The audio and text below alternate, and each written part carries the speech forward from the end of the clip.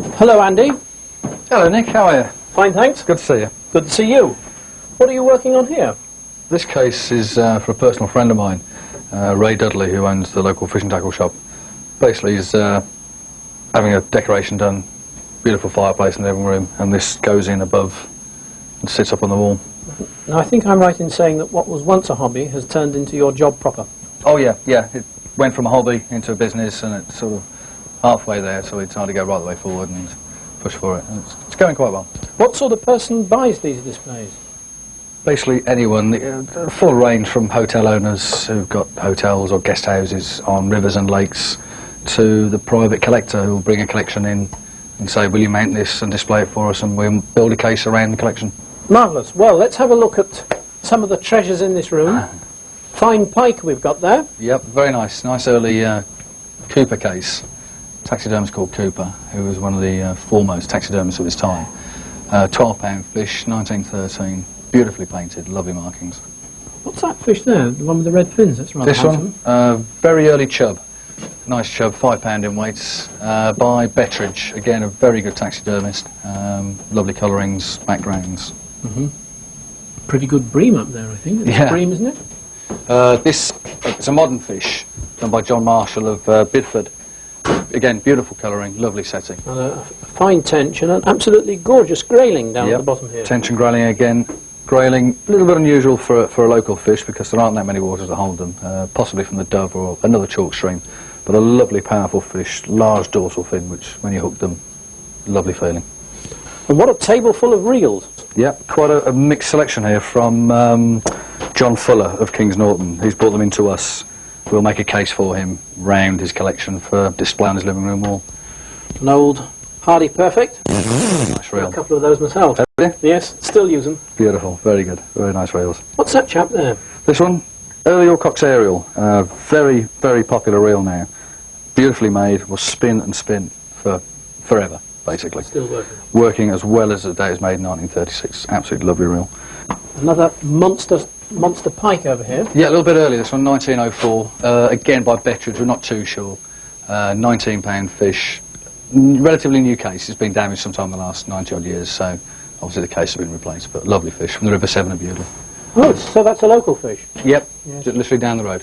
1904. Now, have you got any tackle that the angler in 1904 would have been using for such a specimen? Yep, we can't get right down to the exact dates, but over here we have a case made up purely on pike fishing.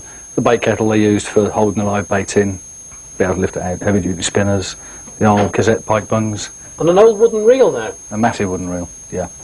And they'd use that for pike fishing? Yeah, they would, yeah. Tip varying sizes, wider drums, smaller drums, but that would be the type of thing they would have used at that time. How many yards of line would the reel that size take? Again, depending on line strength and thickness, which if you go back to that sort of time, there was no nylon line, so it was a lot heavier gauge. From 20, 30, 40, 50, 60 yards. They didn't use as much then as we do. There's no such thing as 100-metre lines then. It was a shorter power. If you lost it, it snapped you.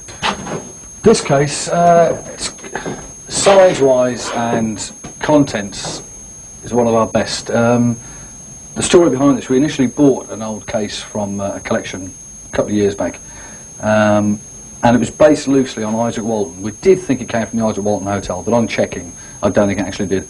Unfortunately, the original case was so badly damaged with woodworm and general flaking, we had to reset it and virtually rebuild it with a few added bits that were to replace stuff that had gone. Isaac Walton, the granddaddy of all fishermen. Isaac Walton's Bible, The Complete Angler. A lot of fishermen have got it. It's a very collectible book. Generally on trout fishing, lovely trout here, very old. We'd like to say it came from the River Dove, but we cannot be absolutely certain. Someone did say the guy we bought it from, it came from there. But some lovely old trout reels, various small trotting reels for worm and what have you. Beautiful old flies, perfectly tied, the old trout landing net, the trout bag with the flies and what have you on it, and a little story on the work of a bailiff in the corner there. Marvellous. Nice setting. Marvellous. Well, from my point of view, I have to say that this display is the one that's closest to my heart because I'm really principally a game fisherman. And there's also the Isaac Walton connection because I was born 8 miles from where Isaac Walton was born at Shallowford, Staffs, because I'm a Staffordshire man. Yeah. And I've caught plenty of dove trout in my time. So, this is just marvellous. Beautiful. But I see that you've got a carp plate here. Cyprinus carpia, a beautiful fish, a lovely fish. It's a very nice plate. It is a gorgeous plate, actually. The colouring, the setting on it is fantastic. Good example of early Woods and Sons material. It's even got, I believe, on the back, the original price sticker and description on the back of it, which makes it a complete plate. Marvellous. Now, have you ever caught a carp like that? We've had a few. Yep, I've had a few over the years. What's your biggest carp? 26, just over 26 pounds. Only 20 pounds bigger than my biggest. They all count, they all count. Anyway, Andy, thanks very much for showing us this marvellous collection. Nick, it's been my pleasure. But you know